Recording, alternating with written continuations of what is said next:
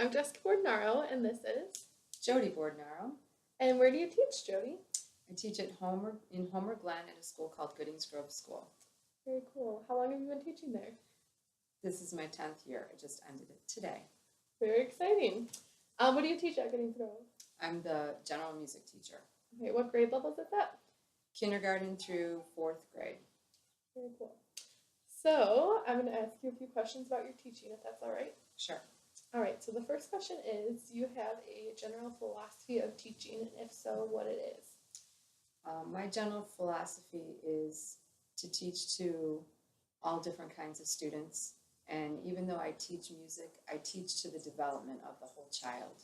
So I may be teaching beat or rhythm, but I'm teaching social skills, I'm teaching fine motor and large motor, and just a whole array of things that develops the child. So have you had any different types of behaviors in your classroom throughout your years of teaching that have challenged you in the classroom? Yes, there's been some here or there. Students who are mainstreamed in sometimes come in with behaviors. A lot of times they come in with an aid, so that's helpful. Mm-hmm. Other times they come in before we recognize that they need an aid, so then I have to learn how to deal with the behavior until then, or maybe an aid doesn't come in with them. But yeah, there have been a few. What are some of your tricks or things in your hat of tricks that you use to deal with those types of behaviors that arise? For instance, I had one student, when I could see that a behavior was about to arise, I had set up with the secretary that he would be bringing down a note, and it was just a bogus note, but I knew that he needed a change of scenery and he needed to go for a walk, and instead of saying leave my classroom, he thought he was doing a special errand for me, and that just sometimes recalibrated his brain and reset him, and so then he could come back and join right back in. Sometimes it's changing location for a student, something simple like that, or giving them just a short time away to think and then come right back. Do you or can you briefly explain what a classroom management plan would look like, and how your classroom compares to your ideal managed classroom? Classroom management plan is a lot of organization and thinking ahead. You have to think out scenarios in your mind and come up with a plan to implement that. What do you want your class to look like, behave like? Because essentially my kids come to class for 20 minutes for a class, and if I'm having to manage behaviors, then how much music am I teaching? So I want as little behavior issues so that my 20 minutes can be focused on teaching music. So you have to think ahead. What are you going to do if somebody asks to go to the bathroom? What are you going to do if somebody gets sick in your room? What are you going to do if somebody needs a tissue? What are you going to do if someone is touching somebody, bothering them, or pushes somebody, or does something to one of my instruments? You have to have those scenarios in your mind, and not all of them are going to come into play, or you might have something that you didn't think about, which will catch you off guard, but the majority, the major ones, you just have to plan ahead for, and then explain, if this happens, then this is the consequence. Now, one of the things I learned from a class that I took, that sometimes you are busy or you can't think of what the consequence is, and you always want to have follow-through, because if you don't have follow-through, then the kids think they can get away with anything.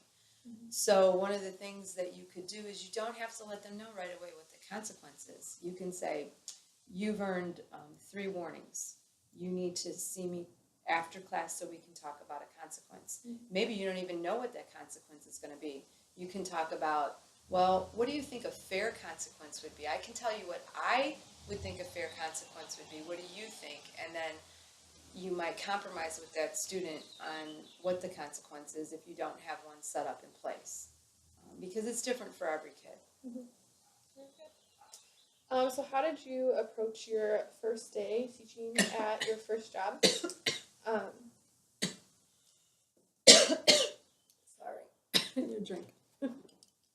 It's okay. Okay.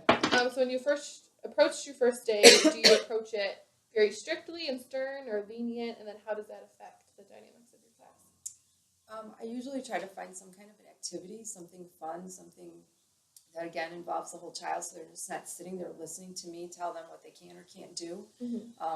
So it's some kind of an activity, a rhythm, a song, something that incorporates good character and what a successful school year looks like. And we talk about the time frame we have in my class and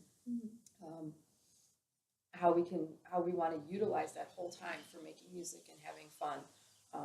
So I'm just not lecturing, and I may do it over the course of the whole first week, because I think too much of it, it'll just go in and they won't be listening the whole time. So we may touch upon a few things, and then the next time I see them that week, we might finish it off, practice a few scenarios. Sometimes we role play to get a point across.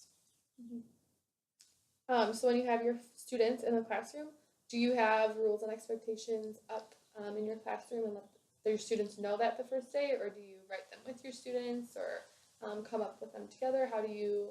The policy for our school is that we're to do them with our students. However, because I see every grade level, it's a little bit different for me.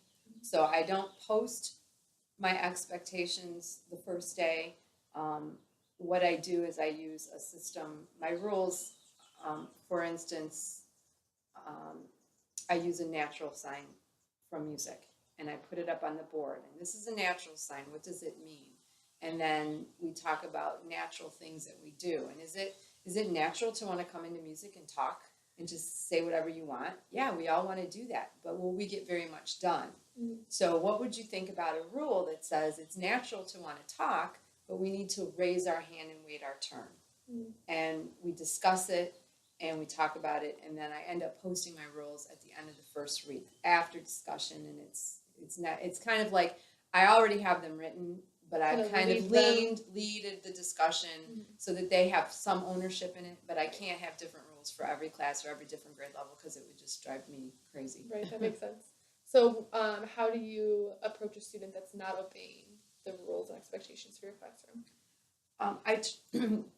I try to give warnings, and I read a book once, and I got this idea from another educator, and I use the sign letters for CYB, for check your behavior. So I just flash CYB to a student. If, say, they're talking or disrupting, I get eye contact with them, and I let them know, you need to check your behavior because you're interrupting class. And usually that's enough, and they know what that means.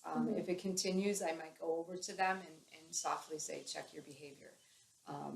If it gets to a third time, I say, you know what, you haven't checked your behavior. See me after class. We need to talk. So that's how you deal with negative behaviors. How do you reinforce positive behaviors?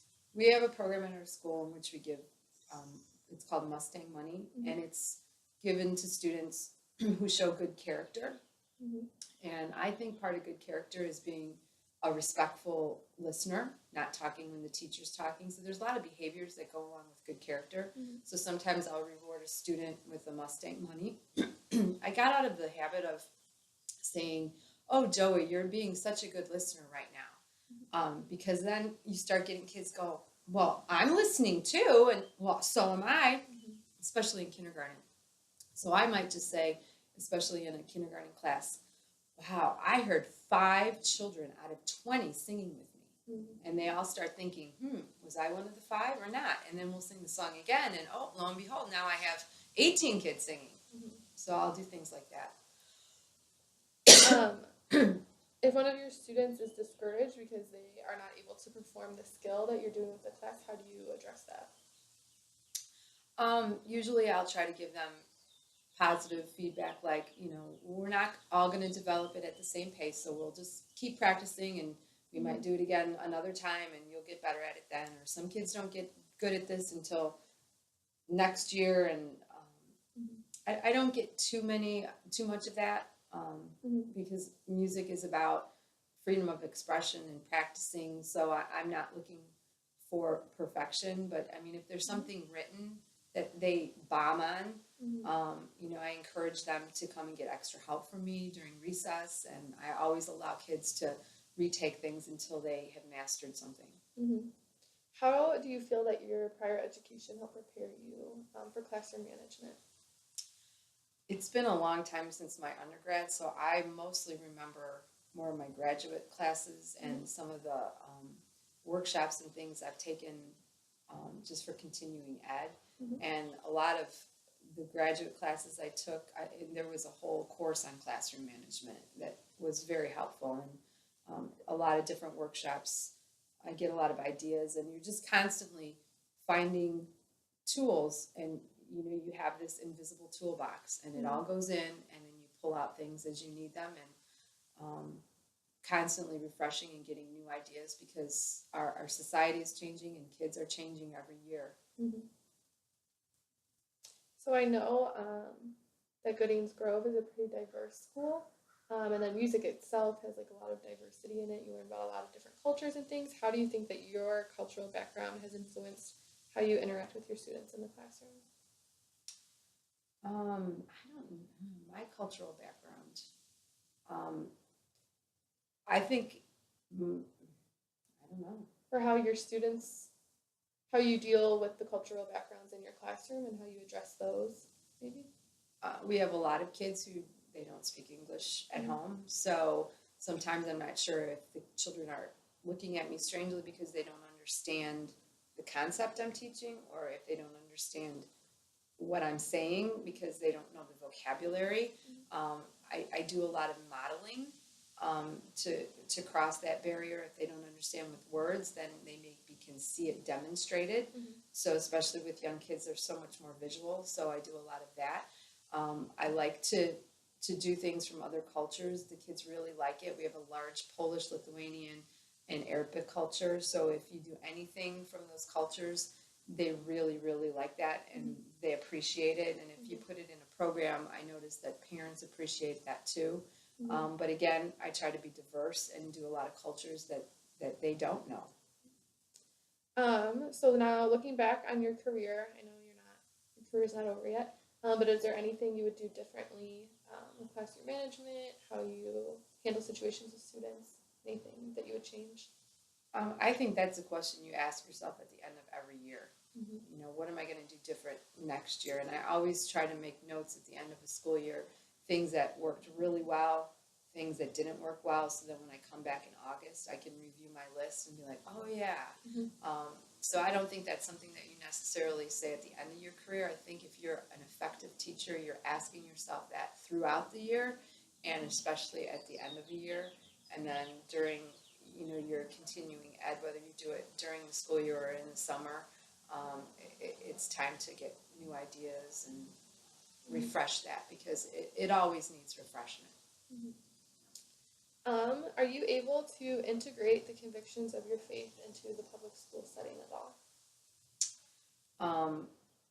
I can integrate the convictions of my faith very easily, but I have to watch my vocabulary and how I do it. I think the majority of my students who are Christian can know that I'm a Christian without me saying that, because of the way I treat others, the way I treat them, the way I choose to talk and allow them to talk in my classroom. If a child says, oh my God, which I don't, that's one of my convictions, I will correct it, oh my gosh, things like that. So yeah, I hope that my convictions are coming across as a Christian. I certainly have been led to believe that through some comments and things that kids and parents have made through the years. As the music teacher, are you able, like when certain Christian holidays roll around, are you able to say things like Christmas? Or are you supposed to say Happy Holidays? Are you able to do Christmas programs? We have never been mandated to make a choice. We have a holiday, we call it a holiday sing at Christmas, right before the winter break. And I do secular Christmas songs, and I try to hit some of the cultural things, but I've never been reprimanded or called out on saying Merry Christmas, and there's many Christians in my building, and we also, instead of using the term lucky, a lot of us always say we're blessed. So those are some of the subtle ways. Rather than do a Christmas program, I've addressed that by doing the Nutcracker, which is the setting is Christmas. And I've never had anything, I've never been confronted or had anything arise from that. One year I did a musical in which Beethoven's Ninth Symphony, which is Ode to Joy, Joyful, Joyful, which is referring to God, and there was no lashback on that either. So 2 questions to end. Is there anything about the public school system or where the public school system is going that you would want to change? It's always bothered me when the ISATs come around, how we have to make such a big deal about it. I think first and foremost we're to teach the child, and I feel more and more we're teaching to test, and it's sad because